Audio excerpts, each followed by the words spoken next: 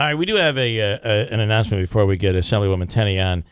Christine has an announcement to make, which is going to be somewhat bittersweet. It'll be positive, but... I think this is your announcement to make because I don't really know what I'm going to say. So. All right, so here is the deal. As we know, Christine is leaving next Friday. Her last day on the radio is next Friday. She's moving to that third world country known as MISSISSIPPI. I had an extra P there. Sorry. I'm getting nervous over it. So the fact is that because she is such a difficult replacement, I thought you said I was a difficult person. A difficult replacement. We have been able to arrange that for a limited period, Christine is going to stay with us until we're able to replace her. She'll be doing it from Mississippi in the same way that I broadcast from Orlando. With technology today, you can do anything. Unfortunately, the company that you're ultimately working for contractually will not allow you to do it permanently, although we have really tried for that. But it'll give you the opportunity to be with us for a few weeks, a few months longer, maybe just a month, but maybe the rest of the summer. We'll see how what we're able to pull off here. But you're not rid of us just yet, Christine Bellino. You're not rid of me just Try yet. as you might. Yeah. The beauty is I can shut her mic off and she won't even know it. Anyway, that's the news, and we're quite excited. And we're going to test it out because we don't know how well it's going to work. It could go last a week, folks. Right. But clearly they hated it when I did it in Orlando. But let's see what we can pull off here. All right, the debate the other day. We had a debate between the three candidates for Congress: Assemblywoman Tenney, Phillips, and Wells. Wells really went after Assemblywoman Tenney on the issue of missing the votes and not showing up for work. That's the big. Everybody had their lines they were running with. Assemblywoman Tenney was charging that he is a Cuomo donator, and back and forth. But Assemblywoman Tenney really doubled down on the issue on a couple of times. Previously on the radio here on an interview that was conducted on which date? I believe it was Friday last week. And then during the debate, that while she was missing those, she was traveling back and forth to and from Albany to deal with her mother who was dying. And she was very adamant about that.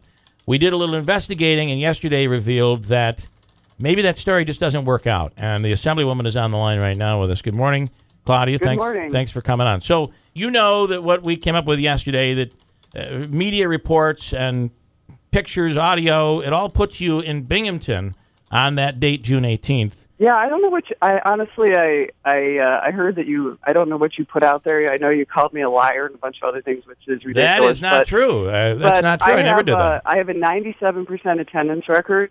I was running for Congress in 2014, but the main reason that I missed votes was because of my mother. And if you look, I'd get to Albany on June 18th, but I was with her on the evening of June 18th. And if you look at June 19th, which is really the last day of session, you will see that I voted and all my committee meetings and put my votes in, as many as I could, before I left. I think my last vote was at 1:16 in the afternoon on June 19th. Okay. I went back home and I had to deal with her. Remember, the primary in 2014 was on June 24th, just 5 days later. So I was sitting with my mother in her house. I want to play oppressive ads. Yeah, did I go to some campaign events? Absolutely. Okay. Hey, look, the worst record in this U.S. Congress in 2014 was Richard Hanna while he was running against me in the primary in 2014. Okay. He missed more votes than anyone else. Okay. My votes missed were not because of that. Apparently I was in some kind of a press conference on the 18th, but and there was a radio interview. I have a 97% attendance record. It's just a fallacy and a false argument to try to say that I don't show up to vote. You know, it's all. People should know that I've introduced legislation. I spent a 12-hour day in Albany. I'll probably do a 12 to 15-hour day today and another one tomorrow. We did 700 votes, usually 800, 700. Almost two-thirds or three-quarters of the votes we take in Albany are in the month of June. I'm not questioning. I want you to... I mean, Bill, honestly... Listen, I'm not... To say we weren't in session in the morning of June 18th and probably didn't start until noon. But let me say that I was on a radio show at 10 o'clock in the morning and I wasn't there. Well, then there was a press conference after that. Let me play some audio for you. I want you to... There are two couple different clips that Jeff has pulled. I want you to listen to this audio. Here we go. In June 17th, 18th, and 19th, you will look. Steve Wells will contend I was campaigning.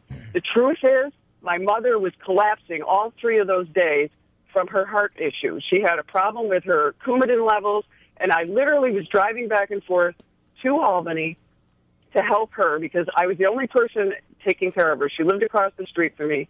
She eventually died. She collapsed of heart failure. I was in Albany. I drove home to care for her, back and forth. Okay, and then how many clips do you have, by the way? I do have 3. The second one is rather long. Okay, the second clip, Assemblywoman, just bear with us because we want to go through the audio of what was said, and then I want to talk to you about that. Go ahead. In 2014, we did about 1,100 or 1,200 bills. We did 500 in the last 3 days of session. Unfortunately for me, Bill, I'm the primary care provider for my mother in 2014. I was also running for Congress. Interestingly, I did not miss any time for running for Congress during that week. Yeah. What I was doing was driving back and forth to take care of my mother, and we voted on 500 bills in 4 days in the state assembly. And I drove back and forth to Albany at my own expense to make sure I could get in as many votes as I possibly could while my mother was in the emergency room, while my mother was suffering from a serious atrial fibrillation where she was collapsing. She could not stand up, and I'm the only person that can care for her. And there's nobody else. Right. I'm the only one that lives at home. And that was and I went back and we stayed through the night from June 18th. I remember the day as well. That's a memorable day for me. We stayed through the night. We came back. We finished at 2:00 in the morning, and I voted. I was there, if you noticed.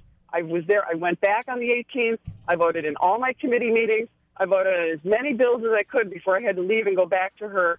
And then that's what it was. It's June 17th, 18th, and 19th.